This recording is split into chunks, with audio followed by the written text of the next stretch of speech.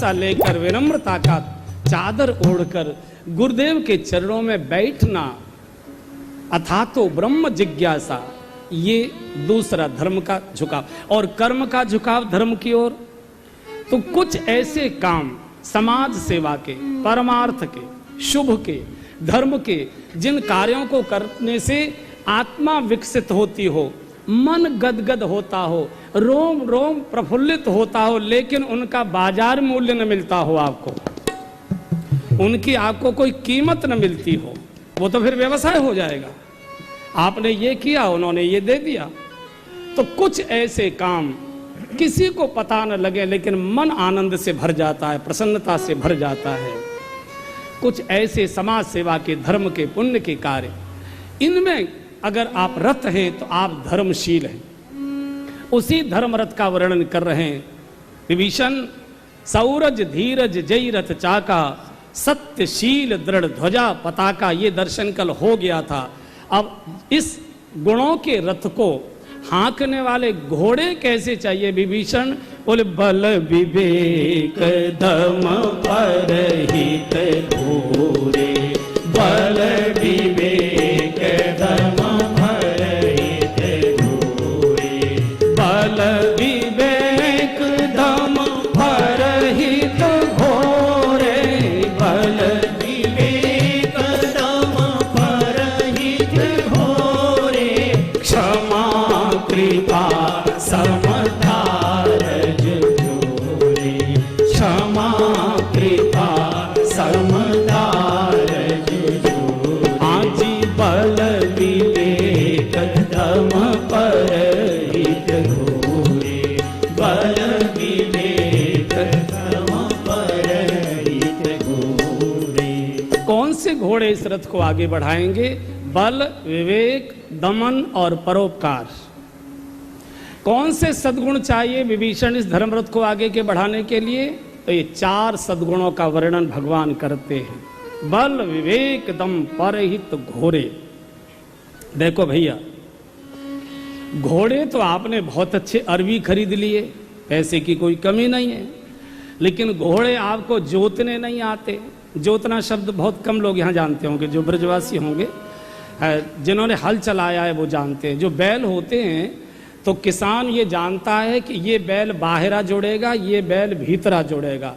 अगर उसमें भी आप बदल दीजिए तो बैल चलते नहीं है। तो उनके रुचि, स्वभाव, प्रकृति को देखकर हमारे यहाँ कहते हैं भीतरा बाहरा, भीतरे वाले को हाँको, बाहर वाले को हाँको। ऐसा अगर उनकी जगह बदल दो तो मुश्किल हो जाती है। तो घोड़े तो आपने बहुत अच्छे खरीद लिए, लेकिन न तो उनको आपको जोतना आ रहा है और न उनको चलाना आ रहा है, तो वो रथ कहीं जाएगा नहीं, कहीं ना कहीं गड्ढे में ले जाएंगे, इधर उधर चले जाएंगे। तो घोड़ों को जोतना भी आना चाहिए, घोड़ों को चलाना भी आना चाहिए। विभीषण, केवल जीवन में सद्गुण एकत्रित करने से काम नहीं चलेगा, उन सद्गुणों का सदुपयोग भी कैसे किया जाए इसका भी विवेक चाहिए, इसका भी ज्ञान चाहिए। आप देखिए इस प्रसंग में जरा आनंद का दर्शन करिए। जैसे कई लोग घोड़ों को चलाना तो जानते हैं लेकिन चराना नहीं जानते, नौकर चाकरों पर छोड़ देते हैं।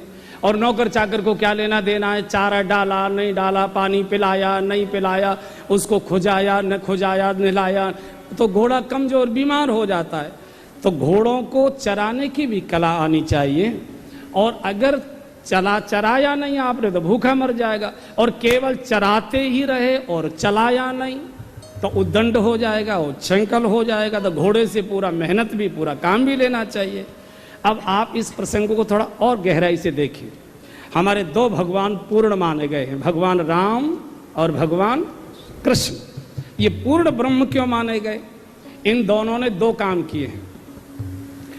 भगवान श्री राम ने वानरों को चलाया है और भगवान श्री कृष्ण ने घोड़ों को चलाया है, और दोनों ने रण क्षेत्र में ही चलाया है।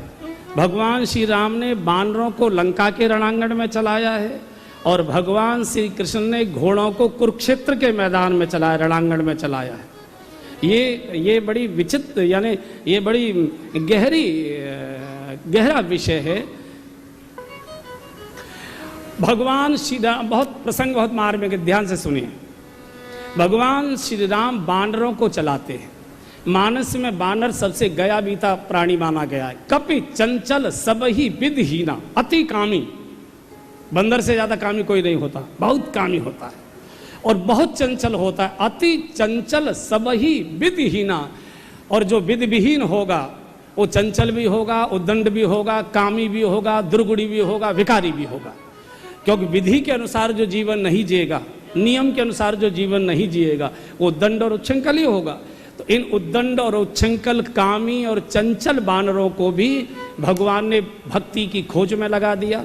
इन्हीं चंचल, उद्दंड, कामी बानरों से भगवान ने 400 कोस का पुल बंधवा दिया, और इन्हीं उद्दंड, चंचल और कामी बानरों से भगवान ने विश्व विजेता रावण को मरवा दिया, सारी बुराई को नष्ट करा दिया।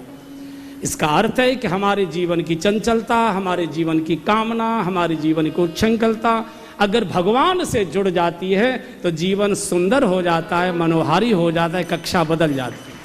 और गोस्वामी जी ने इसलिए लिखा है, गोस्वामी जी को लिखना पड़ गया कि लंकापति कपीश नल नीला, लंकापति कपीश नल नीला, जावंत अंगद शुभशीला, जावंत अंगद शुभशीला, हनुमदादि सब बानर बीरा, हनुमदादि सब बानर बीरा, धरे मनोहर मनुज शरीरा, धरे मनोहर मनुज शरीरा, आजी धरे मनोहर मनुज शरीरा,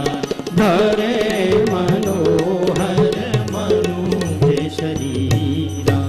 लंकापति, कपीश, नलनील, अंगद, जावंत, हनुमदाद जितने बानर थे भगवान से जुड़कर क्या हो गए?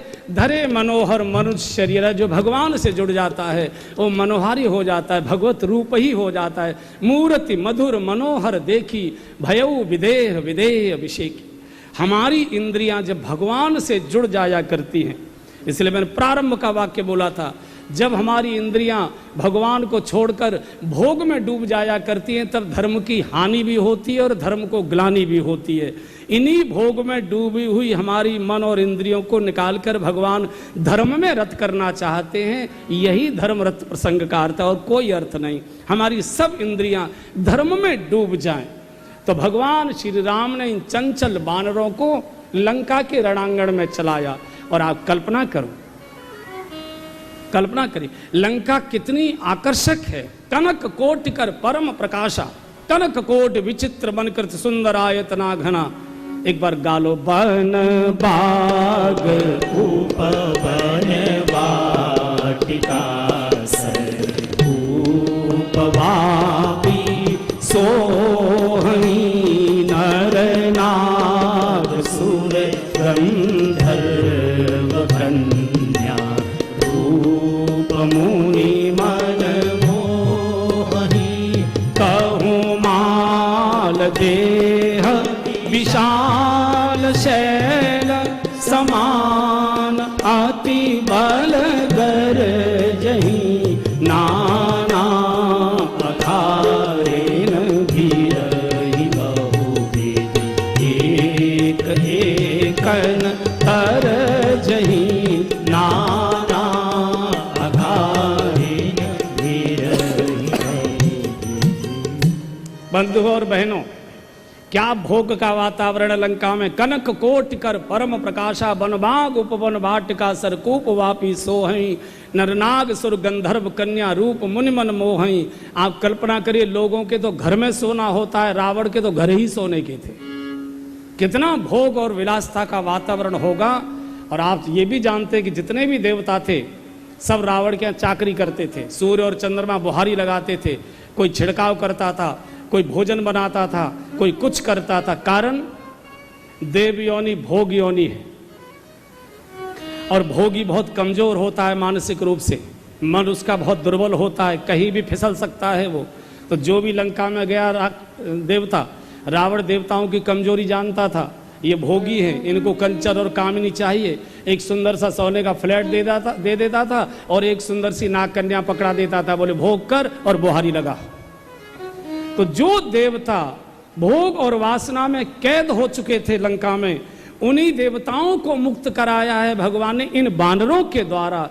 इतने भोग और वैभव के आकर्षण में भी अगर इंद्रियां हमारी भगवान से जुड़ जाएं, भगवत्कार से जुड़ जाएं, तो कोई भी भोग और आकर्षण सज धज कर आवे आकर्षण, सज धज कर आवे आकर्षण, पग पग पर झूमते प्रलोभन, पग पग पर झूमते प्रलोभन, तज कर सबको विमुख बटोही, तज कर सबको विमुख बटोही, पथ पर संभल